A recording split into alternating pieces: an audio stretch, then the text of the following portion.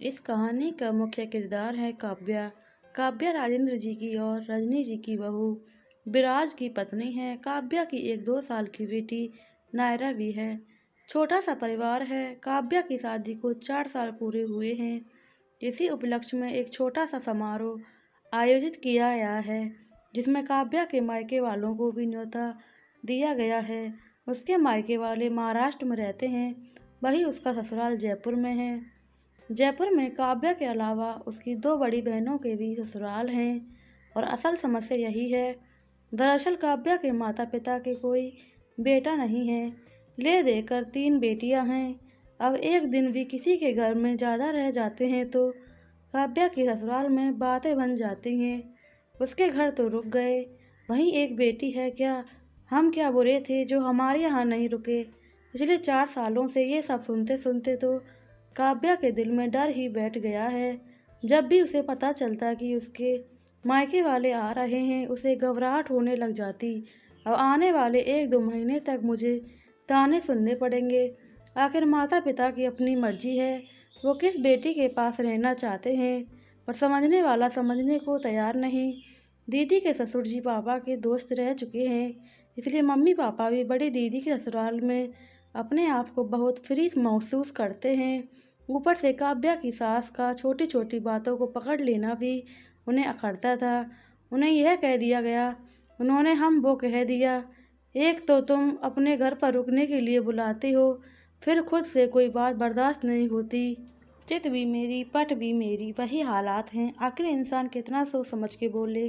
काव्या की शादी की सालगिरह के उपलक्ष्य में माता पिता जयपुर आ चुके थे और बड़ी दीदी के यहाँ ठहरे थे, क्योंकि बेटी के ससुराल खाली हाथ तो जा नहीं सकते, तो दीदी उन्हें तोहफे खरीदवा देती। इससे भी उसकी सास को आपत्ति हो रही थी कि सीधे यहीं आ जाते, तोहफे हम खुद ही उनके साथ जाकर खरीद लेते। काव्या, तुम्हारे माता पिता को तुम्हारी बड़ी बहन के यहाँ रुकने की क्या ज़रूरत थी? हमारे पास सीधे नहीं आ सकते क्या? क्या हमें खरीदारी करनी नहीं आती? नहीं मम्मी जी, दीदी के ससुर जी पापा के दोस्त हैं, तो वह उनके साथ कंफर्ट जोन में रहते हैं, इसलिए वहीं चले गए। वैसे आ तो रहे हैं कल। हाँ, लेकिन प्रोग्राम हमारे घर पे है, तो फिर हमारे घर पे आना चाहिए था ना। लगता है तेरे मम्मी पापा तुझसे ज़्यादा प्यार नहीं करते। काव्या ने वहाँ से उठकर जाना ही बेहतर समझा, क्योंकि थोड़ी देर वहाँ पर बैठती तो शायद सिर दर्द ही शुरू हो चुका होता। यह बात रजनी जी को अच्छी नहीं लगी। जब विराज ऑफिस से आया तो पता नहीं रजनी जी ने उससे क्या क्या कहा। वह नाराज होते हुए काव्या के पास आया और कहने लगा, यार तुम्हारे मम्मी पापा को ज़रा भी अकल नहीं है क्या? जब यहाँ के प्रोग्राम के लिए आए हैं तो यहीं आना चाहिए था। मेरी मम्मी पापा का कोई स्वाभिमान नहीं है क्या, जो हर बार इस तरह से बेइज्जती होना पड़ता है?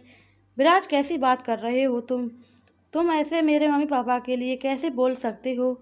यार मैं परेशान हो गया हूँ तुम्हारे मम्मी पापा के इस रवैये से। जब भी आते हैं मैं परेशान हो जाता हूँ। तुम क्यों परेशान होते हो मेरे माता पिता के आने से? परेशान तो मैं हो जाती हूँ मेरे माता पिता के आने से। तुम्हारे मम्मी पापा को पता नहीं किस चीज़ की समस्या है। मेरे मम्मी पापा ज़्यादा दिन अगर मेरी बड़ी बहन के घर रह जाते हैं तो आखिर उन्हें क्यों परेशानी होती है? दीदी के ससुर जी पापा के दोस्त हैं, कुछ दिल की बातें कर लेते हैं वो लोग। हाँ, एक समधी को ज़्यादा इज्जत दो और दूसरे को दो ही मत, यह कोई बात होती है? अरे पर ये उन लोगों की मर्जी की, वो लोग कहाँ रुकना चाहते हैं, और वैसे भी आ तो रहे हैं कल। और तुम क्यों परेशान हो रहे हो? मंजली दीदी के घर पर तो नहीं रुके, वह तो कुछ नहीं कह रही। परेशान तो मुझे होना चाहिए कि जब भी मेरे माता पिता यहाँ आते हैं मेरे घर की शांति भंग हो जाती है, जीना दुश्वार हो जाता है मेरा, क्योंकि सुबह की शुरुआत भी तानों से होती है मेरी। हर लड़की अपने माता पिता के आने से बेहद खुश होती है, पर शायद मैं अकेली हूँ जो उनके आने से डर जाती हूँ। उनके आने पर ही मेरी खुशियाँ खो जाती हैं, क्योंकि उन्हें भी सुनना पड़ता है और मुझे भी। हाँ, हम तो तुम्हारी खुशियों पर ग्रहण है ना, कि हमारे कारण तुम्हारी खुशियाँ खो जाती हैं। मेरे माता पिता पर बेवजह का इल्ज़ाम मत लगाओ। सही कहा, अभी तुम कुछ भी समझ नहीं आएगा। तुम्हें जब समझ में आएगा तब तुम्हारी नायरा के साथ ऐसा होगा। भगवान ना करे उसे भी मेरी जैसे ससुराल मिले, तो तुम्हें अच्छी तरह समझ से आ जाएगा।